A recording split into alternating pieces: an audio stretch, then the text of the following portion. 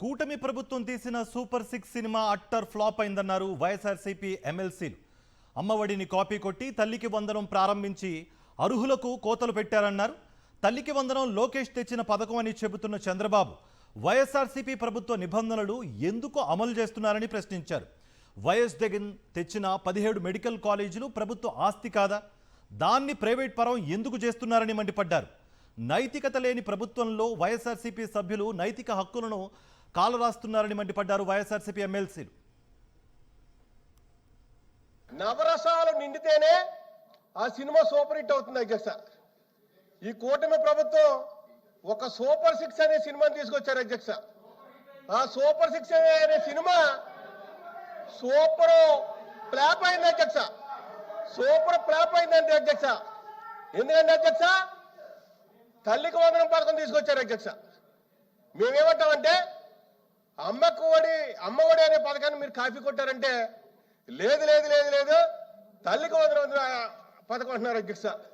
సరే, తల్లికి వందనం పథకం అని మేము ఒప్పుకుంటుంటే మరి కోతలు ఎందుకు పెట్టారంటుంటే అధ్యక్ష, లేదు లేదు మీరు పెట్టిన షరతులే మేము తీసుకొచ్చామని చెప్తున్నాం అధ్యక్ష.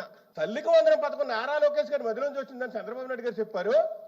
చంద్రబాబు నాయుడు గారు చెప్పినటువంటి తల్లికి వందనం పథకం షరతులు ఏంటని అడుగుతుంటే మీరు ఆ టైంలో పెట్టుకునేటువంటి షరతులు కాబట్టి మేము పెట్టామంటున్నారు అధ్యక్ష. ఇదెక్కడ న్యాయం అధ్యక్ష? ఈ రాష్ట్రంలో జగన్మోహన్ రెడ్డి గారు ఆర్బిక కేంద్రాలు నిర్మించారు, సచివాలయాలు నిర్మించారు. తీరా 17 మెడికల్ కాలేజీలు తీసుకొస్తే అది పీపీ విధానం ద్వారా మీరు ప్రైవేట్ వ్యక్తులకి కట్టబెడుతున్నారు అధ్యక్ష. అది సంపద కదా అధ్యక్ష? అది సంపద అవదా అధ్యక్ష? మీరు జగన్మోహన్ రెడ్డి గారు తీసుకొచ్చిన సంపదని ఏ విధంగా మీరు ప్రైవేట్ వ్యక్తులకు కట్టబెడతారు అధ్యక్ష? సూపర్ 6 అన్నది ఒక అట్టర్ ఫ్లాప్ ఇష్యూ. కారణం ఏంటంటే నైతికత లేనటువంటి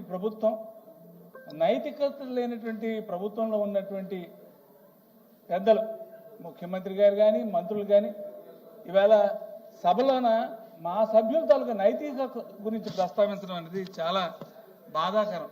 చంద్రబాబు నాయుడు 1, చంద్రబాబు నాయుడు 2.0, చంద్రబాబు నాయుడు 3.0, చంద్రబాబు నాయుడు 4.0.